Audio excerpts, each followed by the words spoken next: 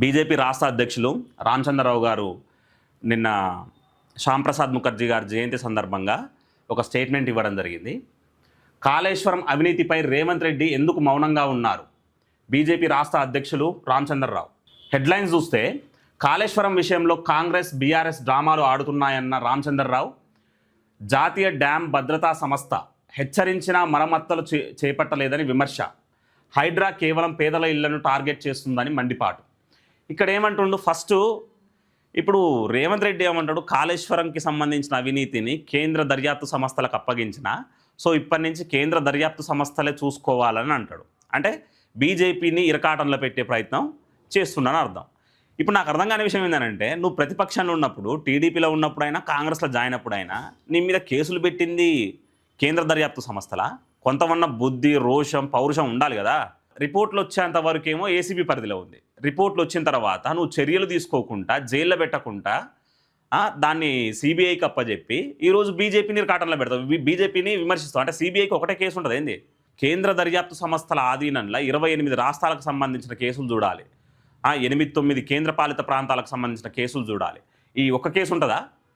CBI చూసుకోవట్లేదు, BJP వైఫల్యమైంది, కేసీఆర్ని jail వేయట్లేదు. నిన్ను బీజేపీ జైలు వేయలేదు కదా, కేసీఆర్ జైలు వేసిండు. నువ్వు 50 లక్షల సంచుల మూటాలు మోసుకుంటా అడ్డంగా దొరికితే, దొంగ లెక్క దొరికితే తీసుకుపోయి జైలు వేసింది నువ్వు కేసీఆర్. నువ్వేం చేయాలి? కేసీఆర్ని నువ్వు జైలు వేయాలి. ఇక్కడ నిన్న ప్రెస్ మీట్ పెట్టి పవర్ పాయింట్ ప్రజెంటేషన్లో నీటిపారుదల శాఖ మంత్రి ఉత్తమ్ కుమార్ రెడ్డి గారు ఏమంటారంటే, జాతీయ డ్యామ్ భద్రతా సంస్థ హెచ్చరించింది కాబట్టి బ్యారేజ్ల నుంచి నీళ్లు విడుదల చేయట్లేము, ఈ సంవత్సరం విడుదల చేయడం కుదరదు, రైతులు ఆ పొలాలని పడాగులో పెట్టాల్సిందే, పంటలు పండవని స్పష్టంగా చెప్పిండు. అయితే మరి వాళ్ళు ముందే మీకు వివరించినప్పుడు మరమ్మతులు చేయకుండా 2 సంవత్సరాల నుంచి ఏం చేస్తుర్రు? 2.5 సంవత్సరాల నుంచి ఆ మరమ్మతులు చేపట్టకుండా ఏం చేస్తుర్రు? అవకతవకలు జరిగినాయి. బ్యారేజీలు కుంగిపోయిన తర్వాత మీరు ఏం చేయాలి? మరమ్మతులు చేయాలి. మరమ్మతులు చేసి ప్రజలకు నీళ్ళిచ్చే ఉపాయం చేయాలి. హైడ్రా పేదల ఇళ్ళని టార్గెట్ చేస్తుందని ఇక్కడ విమర్శించడం జరిగింది.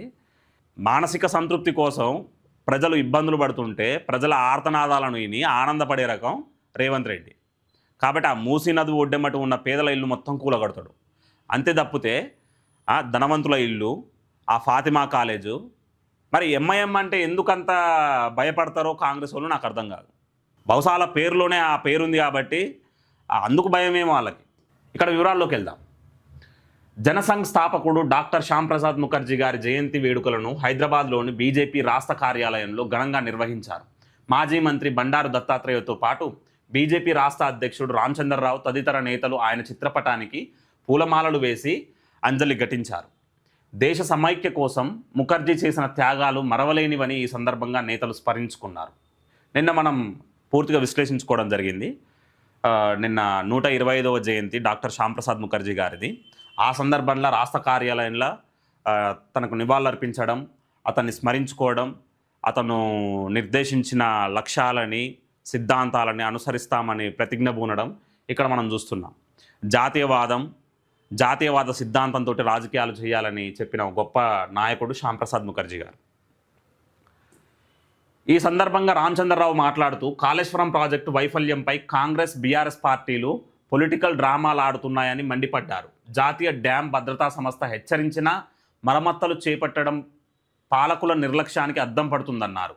గత బీఆర్ఎస్ ప్రభుత్వం ఈ ప్రాజెక్టును ఏటీఎంలా వాడుకుంటే ప్రస్తుత సీఎం రేవంత్ రెడ్డి ఆ అవినీతిపై ఎందుకు మౌనంగా ఉన్నారని నిలదీశారు. ఎందుకు మౌనంగా ఉంటారన్నా? వాళ్ళు కమిషన్లు తీసుకుర్రు, ఓ 20%, 30% కమిషన్లు తీసుకుర్రు. అవినీతి జరిగిందని స్పష్టంగా మనకు ఆధారాలు కూడా ఏదైతే ఆ రిపోర్ట్లు ఉన్నాయో ఆ రిపోర్ట్లు చెప్తున్నా కూడా ఎందుకు చర్యలు తీసుకోవట్లేరు అని అంటే, ఆ కమిషన్లలో రేవంత్ రెడ్డికి కూడా భాగం ఇచ్చారు కాబట్టి చర్యలు తీసుకోవట్లేరు. అంటే వాళ్ళు చేసిన భూ కబ్జాలు, కమిషన్లు, ప్రతి దాంట్లో ఓ 5-10% పడేస్తాం, సైలెంట్గా ఉండు సీఎం సాబ్ అని అంటే సంతోషం సార్ అని రేవంత్ రెడ్డి గారు అన్నారు. ఇదే జరిగింది ఆడ, అంతకుమించి ఏం లేదు. లేకపోతే గెలవకముందు, ముఖ్యమంత్రి కాకముందు తొడలు కొట్టి మీసాలు మెలేసి కేసీఆర్ని గద్దె దింపడమే నా లక్ష్యం, నా జీవిత ఆశయం అని చెప్పిన రేవంత్ రెడ్డి ఆ జైల్లో వేస్తా, మిమ్ములు కూడా ఈ గడీలల్లో పెడతా, జైల్లో పెడతా అన్న రేవంత్ రెడ్డి ఈరోజు మరి ఎందుకంత సైలెంట్ అయిండు? ఎన్ని డబ్బులు తీసుకుంటే సైలెంట్ కావాలి? రాజకీయ ఎత్తుగడ ఏం లేదు, రాజకీయ ఎత్తుగడ అయితే అసలే లేదు. సరే, ఆయన పెద్ద ఆయన కాబట్టి కేసీఆర్ని జైలు లేవు. ఇద్దరు రురుగా బావబమ్మర్దులు మంచిగా బయట బరాబర్ తిరుగుతురుగా, రోజు మీ మీద ఓ యుద్ధం లాంటి వాతావరణం క్రియేట్ చేస్తురుగా, వాళ్ళ మీద కూడా కేసులు ఉన్నాయిగా, వాళ్ళనన్నా జైలు వేయొచ్చు.